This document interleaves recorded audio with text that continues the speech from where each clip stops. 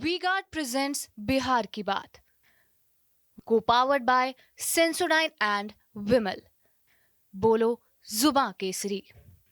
आपको बताएं, मनोज झा का बयान आ चुका है। मनोज झा कह रहे हैं कि बिहार में आरक्षण की सीमा को पटना हाईकोर्ट ने रद्द कर दिया है, जिसके बाद वो उनकी पार्टी सुप्रीम कोर्ट का दरवाजा खटखटाएगी।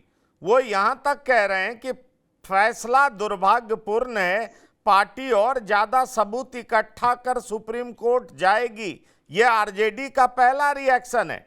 और मनोज झा ने यह भी कहा है कि फैसला हमारे पक्ष में ही होगा। उन्होंने कहा बिहार में नीतीश कुमार और तेजस्वी यादव के कार्यकाल में आरक्षण के दायरे को बढ़ाया गया था, उस पर जो रोक लगी वो दुर्भाग्यपूर्ण है। ऐसे फैसले सामाजिक न्याय के मंजिलों को हासिल करने में फासले बढ़ाते हैं।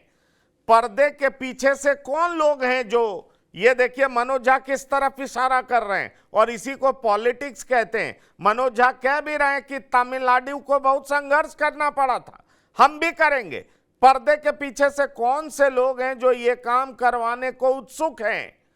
नेता प्रतिपक्ष ने हर सभा में कहा था कि इसको 9वीं अनुसूची में शामिल करिए, लेकिन ना करने के नतीजे में क्या हासिल हुआ, ये अब देखिए पॉलिटिक्स यहीं पे शुरू है कि नेता प्रतिपक्ष ने हर जगह कहा 9वीं अनुसूची में शामिल करिए, तमिलनाडु की तरह हम भी संघर्ष करेंगे। पर्दे के पीछे वो कौन से लोग हैं? हमारे नेता ने 9वीं अनुसूची में शामिल करने की बात हर मंच से कही है। इस तरह की बात वो कह रहे हैं। इसलिए बड़ा सवाल ये उठ रहा है कि आरजेडी ने इस मसले पर पॉलिटिक्स शुरू कर दिया। डॉक्टर संजय, नहीं, वो तो करेंगे ही। वो तो ये आरक्षण का मुद्दा तो सबसे ज्यादा सूट उन्हीं को करता है और वो करेंगे। मैं बता रहा हूं ना कि हर जब वो डिबेट में उनके लोग, उनके स्पोक्स पर्सन आते थे तो वो 9वीं अनुसूची की दुहाई देते थे कि क्यों नहीं इसकी 9वीं अनुसूची में शामिल किया जाए, तो वो तो करेंगे। लेकिन मैं तो उदाहरण दे रहा हूं, कर्नाटका ने तो सोशियो इकोनॉमिक सर्वे कराया था, क्यों नहीं? वहां तो कांग्रेस की सरकार है, अभी भी सरकार है, वो कर दे अपने यहां लागू। जब एक सुप्रीम कोर्ट ने एक कैप लगा रखा है, मराठा आरक्षण 50% से बढ़ा दिया गया था, आंध्र प्रदेश में मुस्लिम आरक्षण अधिक दे दिया गया था 5%, जो कैप को क्रॉस कर गया था। तो कई ऐसे उदाहरण हैं जब जैसे ही लोगों ने कैप को क्रॉस किया, हाईकोर्ट ने उनको निरस्त किया। हाईकोर्ट का जजमेंट, आंध्र प्रदेश हाईकोर्ट का जजमेंट देख लीजिए, मराठा आरक्षण पर देख लीजिए जजमेंट महाराष्ट्र हाईकोर्ट का। तो जाने के लिए स्वतंत्र हैं, लेकिन हाँ, ये लोग 9वीं अनुसूची वाली बात करेंगे। लेकिन आप होमवर्क करके तो जाइए। अब चूंकि ये विषय बड़ा विस्तृत है कि रोहिणी आयोग की रिपोर्ट अभी तक नहीं सार्वजनिक हुई है, पता चल जाएगा कि ओबीसी में कितनी जातियां हैं, और उसमें 1071 जातियां ऐसी हैं जिनको आज तक रिजर्वेशन का लाभ नहीं मिला।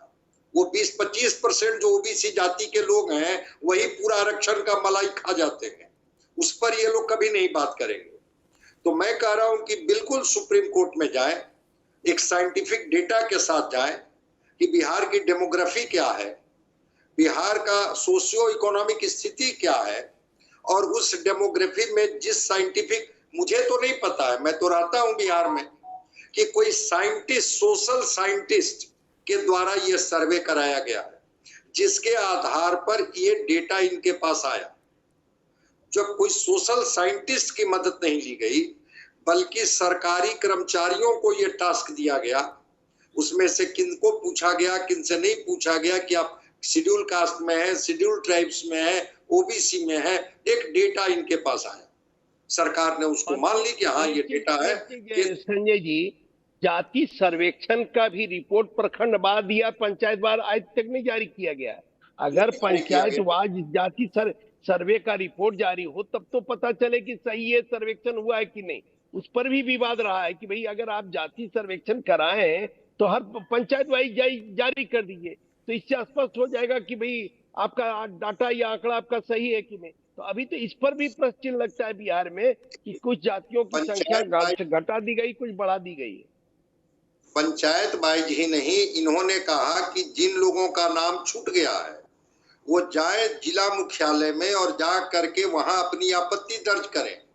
जिला मुख्यालय में लोग टहल करके चले आए, वो कोई जगह ही उनको नहीं मिली जहां वो आपत्ति दर्ज करा सके कि भाई हम इस जाति के हैं, हम शेड्यूल कास्ट से हैं, शेड्यूल ट्राइब्स में हैं, हम ओबीसी में हैं, मेरा नाम छूट गया है, मेरा नाम जोड़ दीजिए। उस तरह के कोई आंकड़े प्रकाशित नहीं किए गए जिसको कि वो जिस ट्रांसपेरेंसी की बात विनय जी कर रहे हैं, जिससे लोगों को पता चले कि ये छूट गए, ये जुट गए, कुछ पता तो चले कम से कम। इसी साइंटिफिक आंकड़ा के साथ इनको सुप्रीम कोर्ट में जाना होगा।